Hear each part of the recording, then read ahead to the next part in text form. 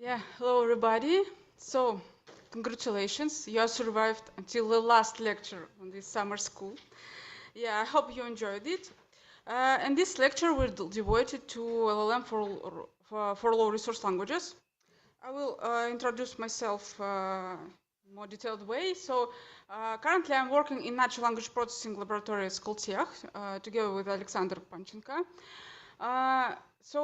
Previously I worked in industry, so 3 years in Huawei and 2 years in huge Russian companies. I finished my PhD in Russian Academy of Science on the topic of NLP for biomedical text processing. And now I am the coach of Russian National High School team, AI school team. So there will be competition in August, worldwide competition on AI between school students. And I'm a coach of the Russian team. So my focus, my interest in NLP are currently different, diverse. So first one is tool calling. I hope somebody of you choose my project about tool calling. Another one is close to the tool calling is LLM agents. And the last one is low resource languages. Two first topics are most for the work, as I said.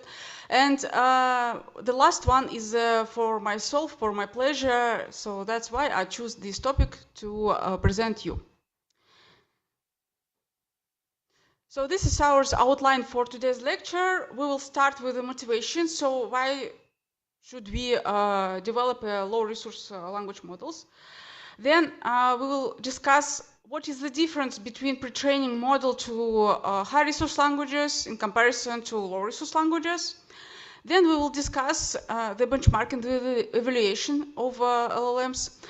In this part of the presentation, I will show you our works that we did for benchmarking low resource languages. Then we will talk about another approaches to evaluate LLMs beyond benchmarks, so we'll be evaluating without benchmarks. And finally, we conclude with some direction of research to low resource languages. Before I start the lecture, I want to ask you, is there anybody of you who speaks in a low resource languages, like maybe bilinguals? Yes, 1, 2, I see. Oh, 3 more. Okay, so I suppose it will be hard to motivate another part of the auditory to listen to this lecture, but nevertheless, I will try. So why low resource languages matter? There are more than 7,000 of languages in the world, a really huge number, but only about 200 of them are presented in the internet and presented with the NLP resources, LLM resources, and so on. There are huge bias to the high resource languages, and this currently is okay because usually LLMs provided by industry wants to have as much users as possible. Yeah, and that's why it's better to provide LLM for high resource languages and have more users than to low resource languages. That's why developing tools for low resource languages going to more to research area than industrial area. That is a problem. Here's another histogram that shows the distributions of resources in the internet between languages. Actually, this graphics is taken from Common Crawl dataset. I will remind you that Common Crawl dataset is a dataset on which large language models are pre-training. So each month they scrap all websites, all internet, and store it on their resources. You can download these dumps and use it for a pre-training model just to be sure that you have enough storage on your device, because it's a large amount of data. And here's the distribution of the most high resource languages in the Common Crawl dataset. You see what is the bias to the English, like about 40% of web pages is English. Then goes Russian. That surprised me actually, because I thought there will be Spanish language or maybe Chinese. But I suppose this is because some of the websites for Common Crawl is not so Common Crawl could not get data from some Chinese websites. That's why Chinese is not on the second place. Yeah, but still, if we speak about my another native language, which is Tatar language, so it is on this language people speaks in the Tatar Republic, which is inside Russia. If I speak about Tatar language, the percent of the pages will be less than 0.01. So really small number of presenting in the web resources of Tatar language. So if you take this data, then pre-train LLM, so what LLM can learn from this small part of that data? Almost nothing. That is a problem. That is a problem why modern LLM do not work well on low resource languages. Here's another kind of statistics. This is statistic of diversity languages in the two countries, Russia and China. And usually when we speak about language, we think like one country, one language. Yeah. So if you are from Russia, you speak Russian. If you are from China, you speak Chinese. If you are from Germany, you speak German. But this is not correct, and you can see that in Russia there are more languages than only Russian, about 100 languages. Different republics inside Russia speaks in different languages. And there are different families of languages, actually. So, you know, in some countries, there are a lot of dialects which are close to each other, and people can somehow understand each other. But in Russia, these languages are quite different from each other. Really different one from different families, and that is a problem. And I know in Russia lives people who don't speak Russian, even don't speak Russian, even in my republic. So for them, it's a problem to use modern LLMs, modern ChatGPT to speak with it, because Russian is not their native language. They should somehow translate in their head before asking something, and that is a problem.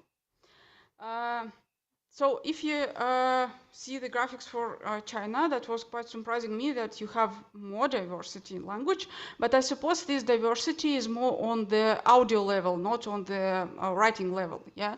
So in audio level, it's harder to understand each other. There was kind of situation with me in China, and in my previous visit, I was in a souvenir shop, and one woman just came, and she asked the seller, what is the price of this thing in Chinese? And seller answered her, like it's something like 40 yuan. And the woman didn't understand. So even I understand Chinese, yeah, I understand what is the price, but the woman doesn't understand this. This is because they speak different Chinese dialects from different provinces. That's the problem. Another story, a small story to motivate the importance to develop LLMs for low resource languages. So my friend worked on the service which make automatic phone call to you and remind you about your appointment to the healthcare, to the medicine, to the hospital. You can speak with this automatic system, you can cancel your appointment or move to another time and so on. And there are some situations when this automatical system switch the customer to the operator. And they try to analyze what is the key problems when this automatic speaker failed. And one of the main problems was it's when people started to speak with this system in another language, actually in Tatar language, because it was in Tatar Republic. And you see, if we make this system bilingual like Russian, Tatar, the system will be more robust, and the half number of mistakes, the half number of failed could be solved by this simple solution. That's why we should be more careful with low resource languages. So again, why does it matter? So it's kind of social problem. So we want to be sure that everybody has access to the modern AI systems, that they can work with them, that no language left behind. And we want to people be comfortable with these systems. That's why we want to provide these resources. What is the problems currently in low resource languages? First of all, it's of course the data. the lack of data. The second one is the benchmark problem gaps, because, okay, if we develop the LLM, we should somehow evaluate this LLM, but there are no such many benchmarks as for Russian, as for English especially. And cross-lingual transfer limits, because still machine translation system is not working well. So I have tried several times for Tatar, and I didn't find properly good system which can compare with the system for translation between Russian and English. So another problem that we can lose cultural knowledge. You know, if we simply translate some phrases, it could be not understandable on the other languages because of some cultural insights. That's also the problem for some tasks. I will show you later which task is suffering from this problem. And also there are model bias to the high resource speaking persons. So finally, key takeaways here. I showed you some situation where we need to provide more than one language, where we need to be sure that our system is working with low resource languages. Let's move to the next part about how to build such low resource languages. So what we need to do to create a good system which will speak in multilingual languages. I will remind you the current pipeline for building standard LLMs. So first of all, we need to collect the data set. Then we need to pre-train tokenizer on this data set. After this, we train our model. Then we create instruction fine-tuning, which include alignment and DPO, PPO, and so on. And finally, we need to evaluate the system. So where can we create some changes in this pipeline? So in data set, of course, in tokenizer, instruction tuning, and evaluation. Here's the pre-training part will be the same. So we need to solve the same task, quite the same task, language modeling. We need to predict the next token, and that's all. So that's why we will speak about another part. Let's start with the data set. So what changes we should do to the data set? The first problem is we have bias towards high resource languages. Here you see the distribution of languages from XLM Roberta paper. So this problem of distribution is appeared even earlier before LLM era, even when we started to pretend encoder-based model. And how we can upsample, the problem is how we can upsample low resource languages to be sure that our model will speak with the same quality on high resource and low resource languages. Of course, the first idea is just simply upsample low resource languages at the same stage as the high resource languages. So we just duplicate the data, duplicate. But the problem, if you duplicate, so our LLM will learn on the data which is duplicated and learn some patterns, and it's not good. It's not good to diversity. The second problem is we will drop the quality for high resource languages, which is also a problem that we want to our model to be at the same quality in the high resource languages.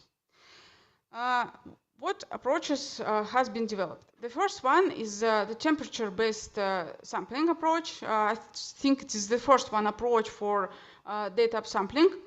The formula is presented here on the slide. Here's it's a number of sentences on particular language.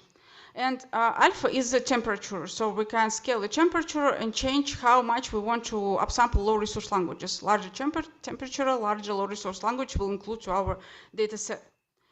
In the XLM Roberta paper, they created some ablation study on what is the best temperature for sampling. And here's the graphic, and you can see that 0.3 is the best one for as high resource languages as low resource languages. So they take this. This approach is also used in other LLMs like MT5, BERT, but they choose another sampling parameter. So depending on the model architecture, you can choose another parameter. So you need to make some ablation study before starting your pre-training. But still, we need to duplicate the data, which is the problem. So another approach started to work on this problem that we have a lot of duplicate data. and proposed Unimax approach, which is working the follow. So at the first step, we put maximum repeats to our low resource languages. They choose 4. Then we have the current budget of our LLM, budget in tokens, like how many tokens we can include in our pre-training, how many resources we have, how many time, it's depending on this. So we have this token budget. So we have sample low resource languages. Then from this token budget, we remove this budget for low resource languages, take a budget for high resource languages, and then for them, we create uniform allocation. So for high resource languages. There still will be a current underrepresentation for low resource languages, but the overall diversity will be more smooth than in the previous sample.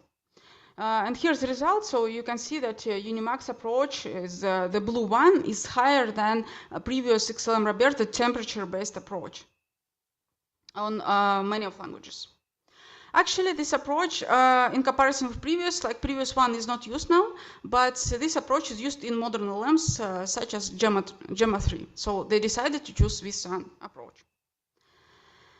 Another one, it's instance level mixed optimization, which is used in Qwen 3. So they say like, let's not to concentrate only on languages. Let's concentrate on the quality of data. Yeah? So the sample from a low resource language, which may be quite good for our pre-train, let's get it to our pre-train. But another sample from high resource languages can be bad for our pre-training. Do not take this to the data.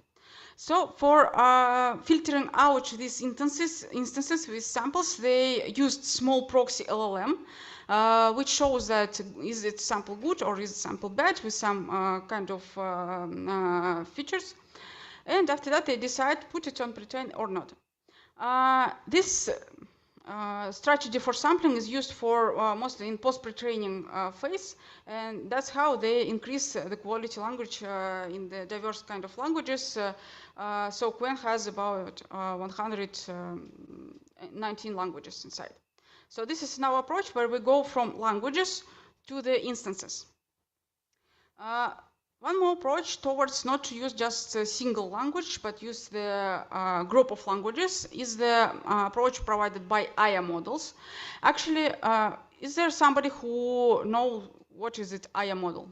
IA? No. Yeah. So this research group who provide this model, this LLM, they concentrate on low resource languages in particular. That's why the quality maybe in English in comparison to the other modern languages like Qwen and Gemma will be lower. That's why we are not using it. But still they created, they create research on the low resource languages. So their idea was like, let's split all of these languages in the buckets. Inside the bucket, we put languages which are similar with each other, which has the same scripts, the same family, and overall we have 4 buckets for all languages. Then, during sampling data from this storage of languages, they used the formula provided here. This formula is include the distribution of bucket inside our data set, because if our language inside with the bucket in the bucket together with English language, our bucket will be more frequent. If our language with some less using language, it will be not so many frequent. So that's why if we are together with English language, our language will not appear frequently in our pre-training data and opposite. That's the idea. So here's a here's a graphic of these languages, and the graphic, the stable quality of IA model in respect to the common crawl frequency of this language. So you can see here's a green line. This green line shows us how many times our language appears in a common crawl data set. And you can see that the green one is IA model results are stable among all these languages, while in other modern languages like Qwen are dropping down. So that's how they did the data mixing.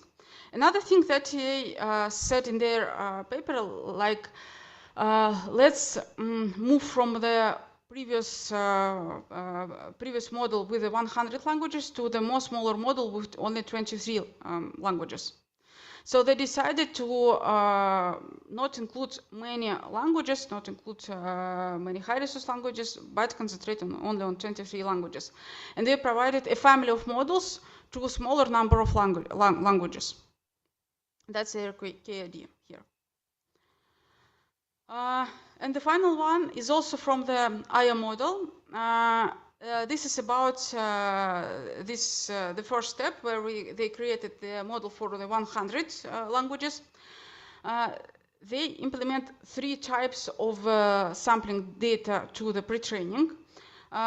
First of which is a multilingual template. So they created manually, or they ask annotator manually to create this template in different languages. So template, it means that you can automatically fill in these gaps in the template, and that's how you can create a lot of data on other languages. But first step, you need somebody who speaks in these languages and create these templates. The second one is a human annotation, which is quite expensive part of the data sampling, but they're using a lot of human annotation. That's why their pre-training is coming not so frequently, because you need to collect these human annotations.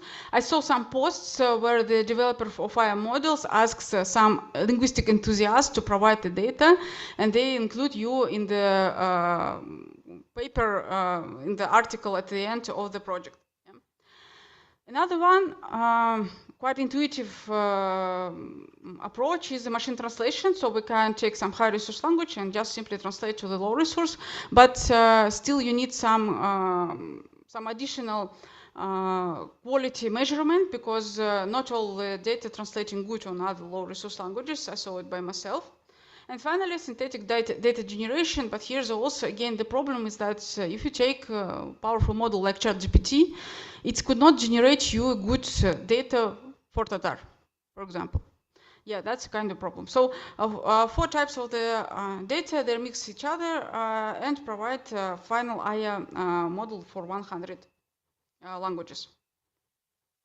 Here's the comparison table. So as I said previously, the first one approach is not using now. The second one is still alive. Final 3 of approaches is also using. So one is to the clan, and 2 final is the IA models. I didn't see that IA models approach using in other pre-training, because they use a lot of human annotation data. It's quite an expensive thing. Okay. This is all about data set. Let's move to another part, the tokenization. We can think like, okay, we have byte pair encoding tokenization, which is universal for all languages, all models, and so on. We can take simply this one and use. But the problem is for low resource languages, BPE tokenizer will split word in many parts, in much higher ratio in comparison to the high resource languages. So you can see in BPE for low resource languages, we'll use more tokens, twice or maybe 10 times more tokens. Yeah. That's kind of a problem, because during the inference, it will be time consuming for low resource languages, and you'll need to wait more time to get the output. Also for languages, it will be harder to understand the semantical level of the language, because if you split the word in the small parts like letters, to LLM, it will be hard to get the semantical meaning of the word. What should we do? How to address this problem? So in Gemma, they decided not to use BPE tokenizer, but decided to use sentence piece tokenizer instead of this, and make vocabulary larger than it's usually uses in other LLMs. Yeah, so you can see, so here is 262,000 of vocabulary size, which is larger than usual in the Qwen and other language models. This is actually one of the key things. If you want to add more languages in your LLM, you should make your vocabulary larger than it's for monolingual LLMs. So This approach allows them to be more efficient in Chinese, Japanese, Korean languages and some low-resource languages, but still there are problems. So you can see here the screenshot for low-resource languages.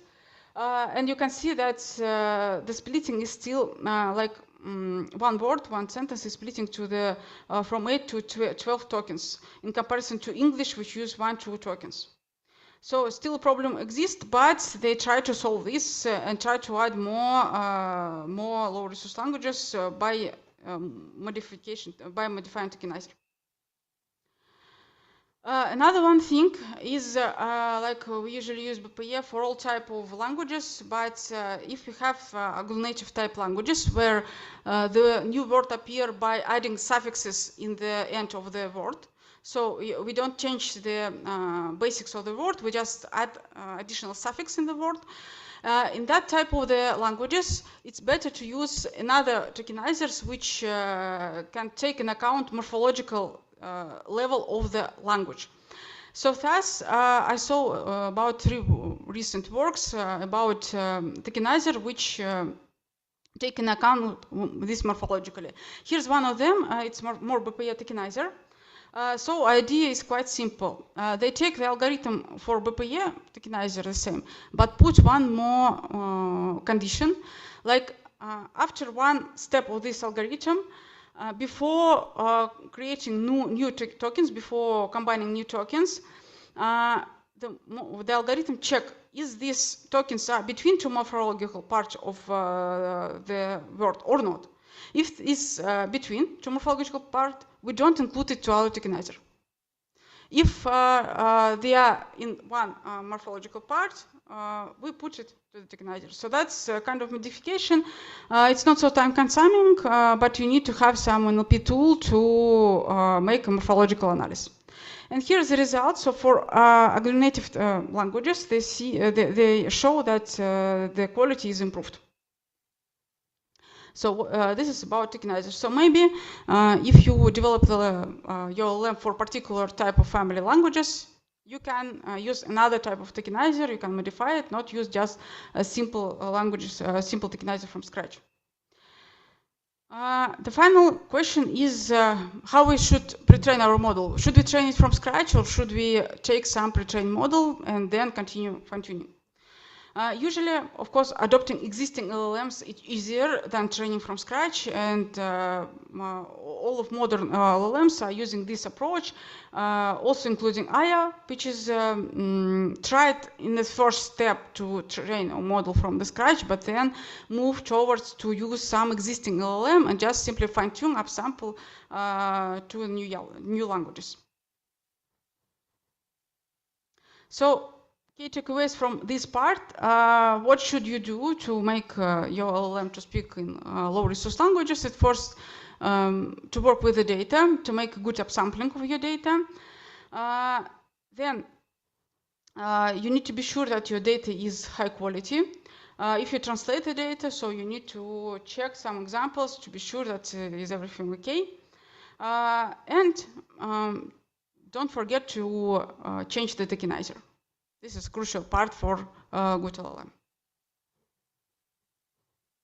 The next part is devoted to the evaluation. So we cannot improve something if we do not know how to measure the quality of this something, especially for LLMs. So this is also the problem, because in low resource languages we do not have the good benchmarks like MLU, where we can check the model, we can have a competition between 2 models. So this is a problem. So I saw several LLMs for which is developed for Tatar, but when you open the paper and go to the experiment section, you see that they just provided the graphic of loss dropping, and that's all. They say the loss is dropping during pre-training, so we suppose that LLM is training well.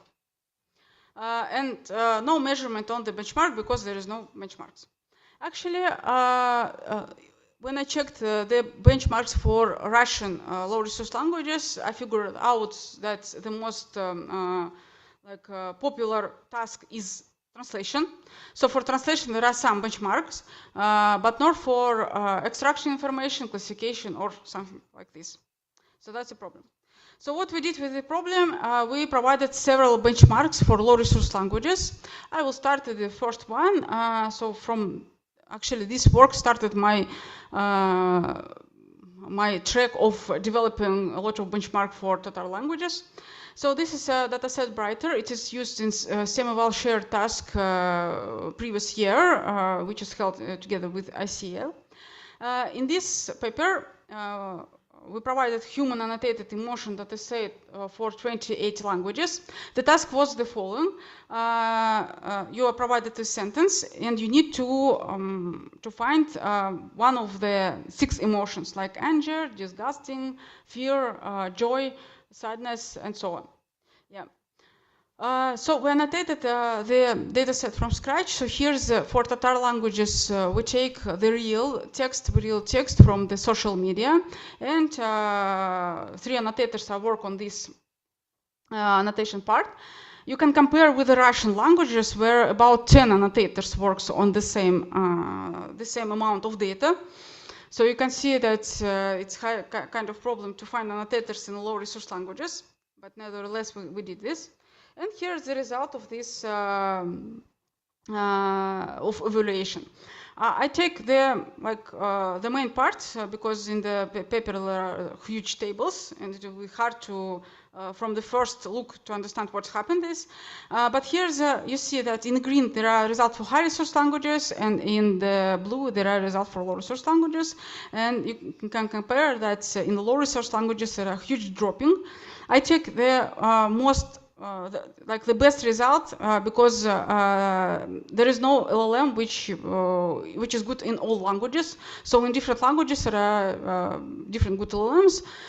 We measure it as proprietary models, as open source models, and didn't find one of them which is good on all languages. Also, you can find that for Tatar, the result is not so bad as we expected. It even compares with English in the encoders, it's even outperformed. But the problem was that in Tatar language, initially task was multi-label. So you have sentence and you can find several emotions, not only one emotion. But in Tatar, there are most of samples are with only one emotion. That's a problem with this data set. So the task for Tatar was simpler than the task for other languages. That's why the quality is higher. But still, you can see that it's not enough for in comparison with English and Spanish languages. Yeah, so that's kind of the problem. Yeah, so this paper was presented in the previous ICL conference, and also it's get Best Resource Paper Award. Another thing that we evaluated in this paper is language of instruction. So what is better, to provide instruction in English data in high resource languages, or maybe to provide the instruction in the target languages, target low resource languages. Here you see the graphics. So the darkest one is when we provide the instruction in the target languages, and the yellow one in English. And you can see that the quality when we provide the instruction in English is better than we provide in the target language.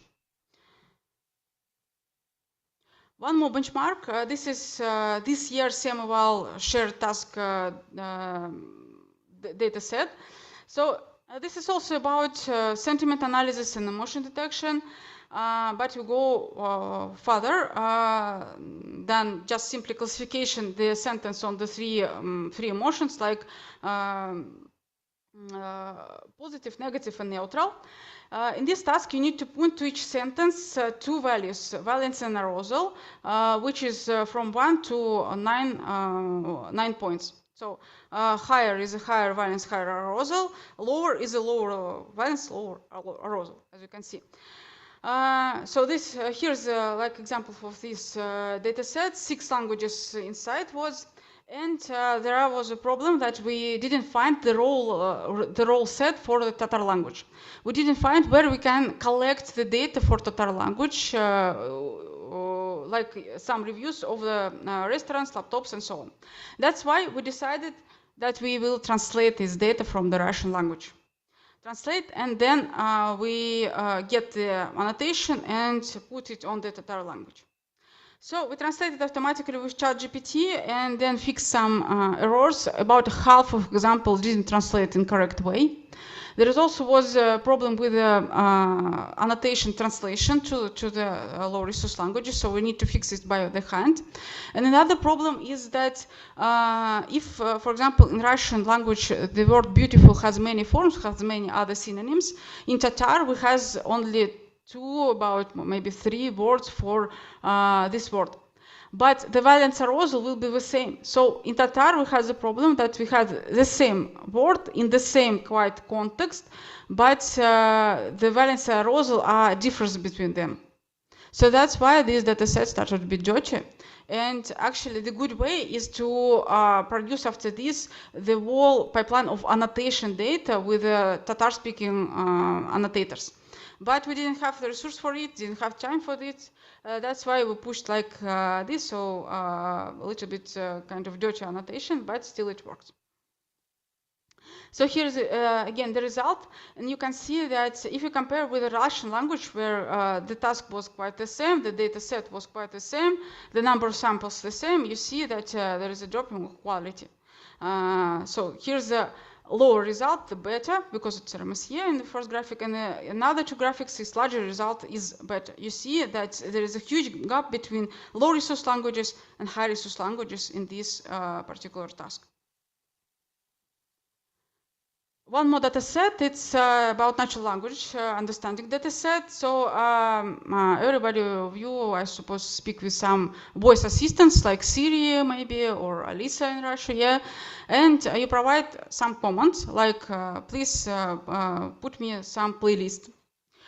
For example, at this point, the system should solve 2 tasks. The first task is a classification, intent classification. So the system should understand what should I do. Like, okay, I should switch on the music. At the second level, it should extract the additional information which we need to solve this task. Like we need to extract the name of this playlist. That is the idea of this task. For this task, we also take the existing English language dataset and translated it to the Russian and Tatar language datasets, actually. We also translate the annotation, happy that's in this case, in this task, we can do it and it will be good. Another thing that we did, we created the audio recordings for a test set, only test set, to evaluate the existing audio models for the low resource languages. One more step that we did, so the third, like in English dataset, there are such examples like what is the weather in New York? What is the weather in Los Angeles? And you can easily understand that in Russia we do not ask a lot about the weather in New York or Los Angeles. Usually we ask the weather in the Moscow, maybe Kazan and other cities of Russians. That's why we create one more step of developing this data set. We change the locations to other own locations which is most suitable for Russian and Tatar speaking users. And then they will evaluate the model on this data set. So our key findings is that the knowledge transfer from the English is working better than from other languages. Yeah, so English is still the good high resource languages for many low resource languages. The second thing is if we add to our benchmark some localizations, like the local cities, of course the quality will drop, and you need to add to your training data more data with your localization, and after this the model will work better. So that's case taking out. Another one benchmark, it's text detoxification task. So the task is we have some sentence with the options lexicon or some inappropriate, and we need to rewrite this sentence to the more proper way without options lexic, but with the same meaning. So we need to save the meaning. And we created a shared task on the CLEF conference, annotate Tatar dataset again. So the evaluation was 3 scores, like how toxicity reduction was processed, then how is content similar to initial content, and the fluency, so how good is the language itself. So here's the key results, and the main problem for the LLMs was in Tatar actually language was that sometimes the sentence was written in with not using Tatar letters. So in comparison with the Russian letters, we have 6 more letters, but we can sometimes like users do not want to switch the keyboard, and then they put, instead of Tatar letters, they put some Russian letter, which is similar looking. And at that point, LLM start to be broke and do not understand the meaning of the initial text. Another finding was that they thought that if we use some culture close language like Russian, yeah, we will get a good knowledge transfer, but it doesn't work well because we have different stereotypes, different some culture things and so on. So that's why it wasn't working well, actually. Our surprise was when we pre-trained the model in the different languages and tried to evaluate it in Tatar. So the highest result we obtained with the French language. And that was a question why French is working so good in Tatar, but then we figured out, so the model that they take for fine-tuning, it's trained on a lot of French data. That's why it's working well with French data, and it's good knowledge transfer, create good knowledge transfer to the Tatar data. That's kind of funny thing. So this is what about detoxification text. Another one, benchmark. Yes, a lot of benchmark during these 2 years. It's a more complicated task. It's math, where we take the polymath data set, which includes mathematical tasks in the 4 different levels, from easy tasks to the more difficult tasks. We translated it, then manually we correct all this translation, correct all the text, and then evaluate a lot of models on this obtained task. Not only for Tatar, but a lot of other languages. Here is from Russian languages, it is also including Chuvash language, and so on. So here's the results, the aggregated results for each type of language. So, and each class of the tasks. So you can see the class 4, it's more high resource languages. Class 2, it's medium. Class 3 also kind of medium, and class 4 is scraping this. It's so here's also including Tatar. And the different type of model, you can see small, middle, large, and proprietary models. Of course, proprietary models achieve the best results, but you can see how low results on this data set. It's only about, for large models, the highest result is 9%. So only 9% of task was solved by modern large languages. In the proprietary models, result a little bit higher, but still not enough to be compared to high resource languages on the 70%, so the task was solved. When we evaluate the reasoning part, so we take some, from each model, we take some reasonings and evaluate them manually, like how good was reasoning. So the case thing that some models are switching to the English language and reasoning on English languages. Some models could not provide the result in the proper format. That also was a problem. And I saw only one switching for Chinese language where the reasoning was Chinese. But still, you can see that for students who are learning on their native languages, native low represented languages, there is a problem that they cannot put their task simply to some ChatGPT and to solve easily this task. So they need to do it by themselves. Or they need to translate it high resource languages, and then you can use output for ChatGPT. Yeah.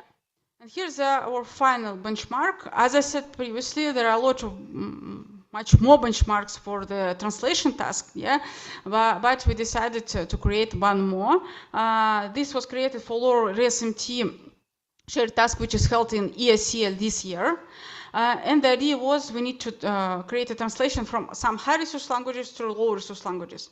For Tatar, we decided to take not typical pair like Russian Tatar. We decided to take English Tatar. The same is for Chuvash, and for other languages, they take as the high resource languages Russian. So here's the results. A lot of participants was there. Actually, the first place take the approach where they take an LLB model, no language like defined model, and provide different LoRa's for different pair of languages. So they don't include like a single LoRa adapter, but different adapters for different languages, and it works better.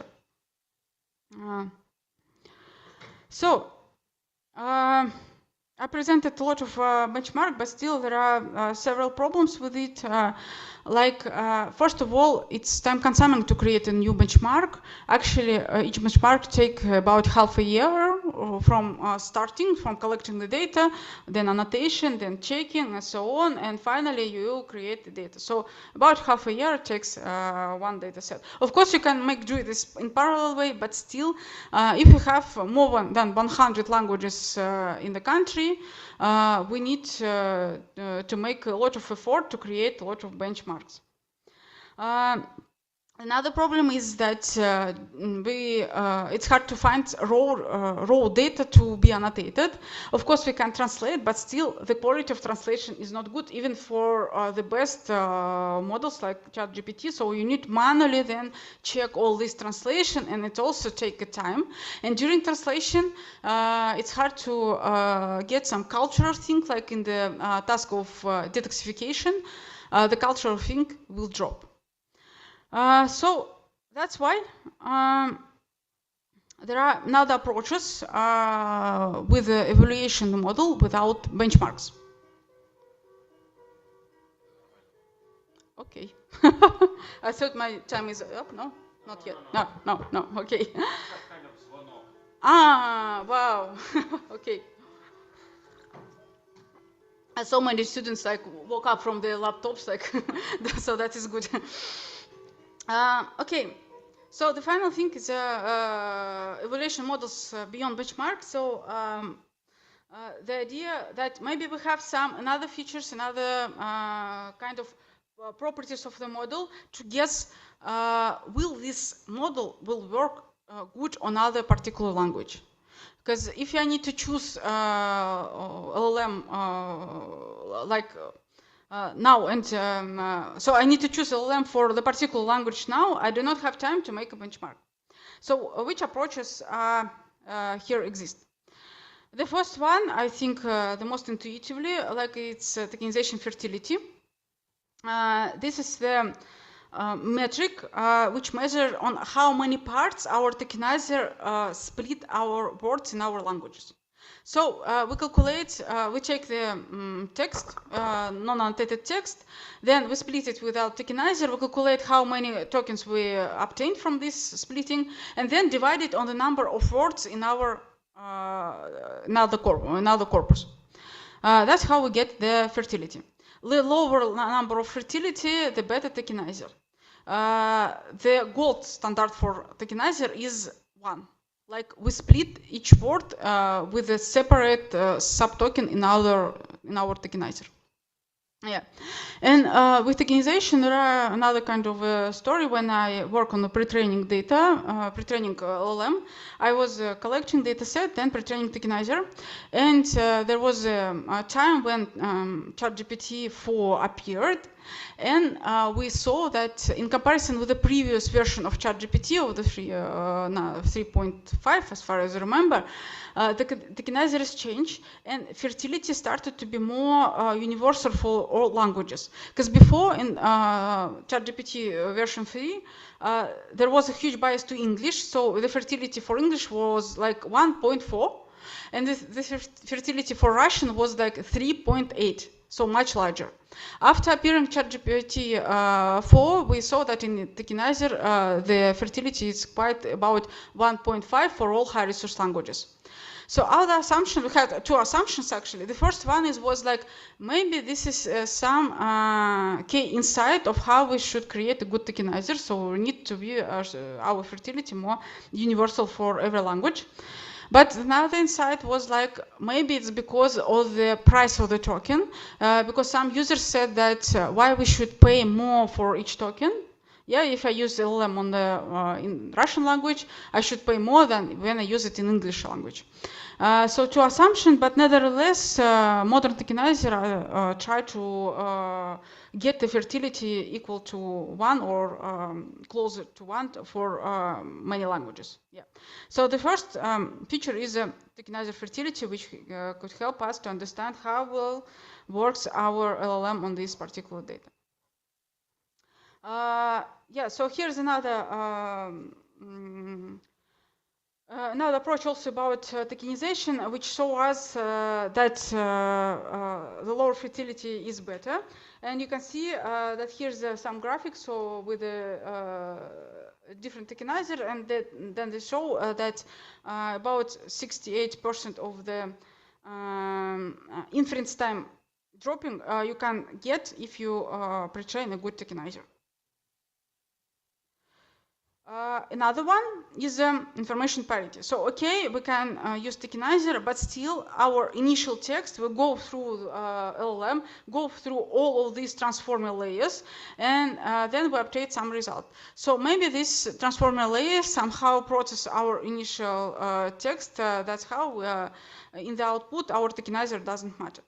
And another approach is information parity. So in this approach, we take our text, push it through our LLM, obtain some outputs, and then compare it with the high resource languages. So we calculate cross entropy to our languages, target language, and divide it to cross entropy with the high resource languages. That's how we calculate the formula. So we need to have parallel corpora on our target languages and our high resource languages to measure this feature. Yeah. So the closest these one distributions, the better our LLM will work with our low resource languages. That's the idea. And actually, there are a lot of approaches and so on, but the key idea is one paper said that the tokenizer is a good feature. Another paper said that tokenizer is not really good because it's only for particular LLMs and only for particular tasks, and provide one more approaches and other features and so on. And we decided also to play this game and provide our own approach. What we saw that in the existing papers, usually researchers use only one type of features and concentrate on this. So we decided, what if we combine a lot of type of features and try to find some correlation maybe between these features and the quality of LLM on particular particular languages. So they take three types of features. First one, tokenizer based. We do not limit it only with the fertility. We could calculate subword mean length, shared vocabulary with English, and so on. So another one feature is based on uncertainty estimation. It has already lecture on uncertainty estimation. So we take a LLM polygraph library and obtain a lot of features for uncertainty estimation. And final one, it's sampling-based features. So we give as input our text, and then generate several texts based on this input, and then we calculate some agreement between these sampled texts, like blue, and other measurements, and so on. So they create experiments on the question answering dataset Tumlu, which includes mostly Turkic language low resource data. So it's simple question answering benchmark with the different subjectives. So you have a question, you have the several variants of answer. You need to choose which answer is good for this question. On this, so we calculate these features, and then we started to find which features is more important to our correlation. So here's the graphic. You can see that on the x-axis is the accuracy, actual accuracy. So this is accuracy that we get when we measure on our gold standard labels. And on the y-axis is the prediction accuracy based on these features without benchmark. Yeah, so we predict what is the quality will be of particular LLM before we have some golden annotated data. In our experiments, we take several LLMs from different families. It includes Llama, Qwen, Gemma, and GigaChat. And here's the average result for these LLMs. And you can see that actually this approach, where we combine a lot of features, can really good predict the result, the final result of the this LLM on this language, like measure the quality of this LLM. So this paper was presented in this year in ICL Student Research Workshop, and you can find it in the open access. So here's some kind of comparison of benchmark-free evaluation. So you can use, first of all, of course, tokenizer as a proxy metric for evaluation the quality. You can use the output of LLM and calculate some uncertainty. There are also some works like to calculating language activation, but I didn't find it's for low resource languages. So for high resource languages, it can be used as kind of proxy, but low resource languages may be some questionable still. Yes, that's what about benchmarking LLM without benchmarks. So we're going to the final part of this lecture about future directions and so on, a discussion what we saw on this lecture. So actually, there's a question of what is does good every what does it mean like LLM is good on every language? So the first one, the data should be presented well for all languages. The second one is tokenization quality. Then the knowledge. So our models should answer some knowledge task on these languages. And also capability and reliability. So many properties should be considered when we speak about good LLM for low resource languages. There are still multilingual trade-off and the open question, like if you put more English data, will be better English performance, more users will use our LLM, but if you include more languages, so we need to maybe make our LLM larger tokenizer, maybe add some more layers, and actually, because we need to store more knowledge, we need to create a larger LLM. And if you put a large number of low resource data to our LLM, be sure that the quality for high resource languages will drop. That's a problem. Also, if we evaluate our LLM in a better way, not only with a dropping loss as it in the previous papers, previous experiments, we suppose that we will get better LLM, so providing benchmark is still a useful approach to get a good LLM. And finally, like what is the future direction is also, I suppose that the future direction is take the pre-training LLMs and adopt them to the low resource data. But I think we should do it not like by language, maybe by the country or maybe by the language families. So we do not maybe we do not need to make the LLM which will work good on all languages. We can take the part of it and create LLMs as an AI approach. So every small LLM for small particular family of data. And I suppose that it will be more reliable than create one LLM which will work well on all of this data. Also, we should be careful with machine translation task. If we can create a good system with a machine translation, we can easily translate existing data sets from high resource languages to low resource languages with a good quality, and we can pre-train LLM on these low resource language data sets. So I suppose that's all from my side. If you have some questions, you can ask for it. Thank you.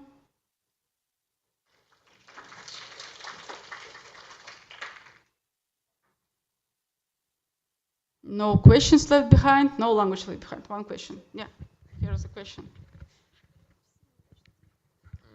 Okay, can we apply similar ideas and do there exist similar benchmarks, not for like low resource languages, but for dialects of different languages?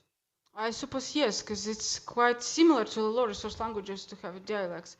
But in some like countries, dialects are quite different. Like in German, this is the different languages, so it's not a dialects; it's even different languages. Yeah. So of course, it's the same approach.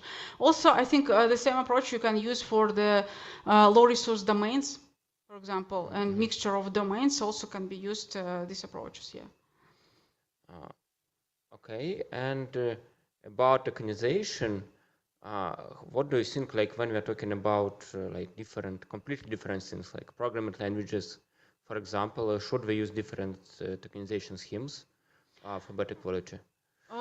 Yes, that's a good question because, for example, in IA model, they didn't put code inside. They said that we will not put because we need to concentrate on low resource languages. But of course, I know that there are some special tokenization for code languages. So I have worked with some of LLM for code processing, and they used different tokenization. Yeah, so. Yes, because when we are thinking about programming, kind of when a programmer, a software engineer kind of speaks some low resource languages and programs, I don't know, in C++, then like his prompts and overall his input model should be kind of multi-language in terms of it's okay. Yes, yes. And also there is a, I think, funny moment like C++ maybe more high resource language than Tatar. Actually. So yes, we should process it in a different way. Okay, thank you. Any other questions? One more. Here I see.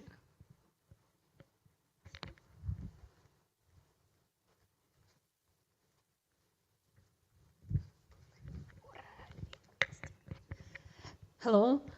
Thank you for the presentation. It was very insightful. I have a question about the data collection. So if the language is a low resource, it is very hard to get high quality data, very hard to get a budget for labeling.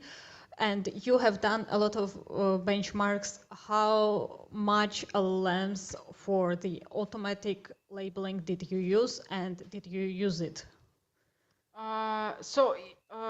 For automatical, as I said previously, so first approach is translation from high resource languages. And during translation, we do not just put the simple sentence and ask to translate. We put the sentence and the annotation together in some scheme and ask ChatGPT to provide our the translation and the annotation scheme together with this. Yeah. So it's working quite well, even in a natural language understanding task, where the annotation is quite hard.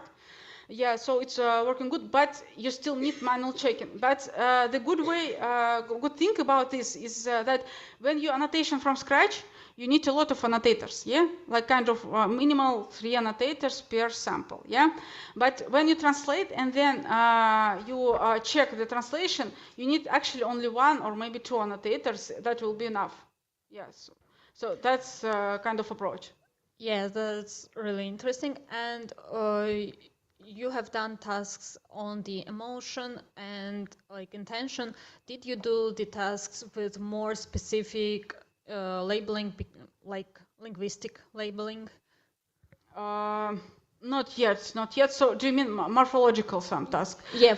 Not, but for Tatar languages, there is a Academy of Science, Tatar Academy of Science, which are working on these morphological tasks. And I know for now there exists the morphological tool for Turkic languages, which also include Tatar, Kazakh, and so on. So it appeared this year, I suppose, maybe 3 or 4 months ago, actually, yeah. Okay, thank you very much. Thank you for your question.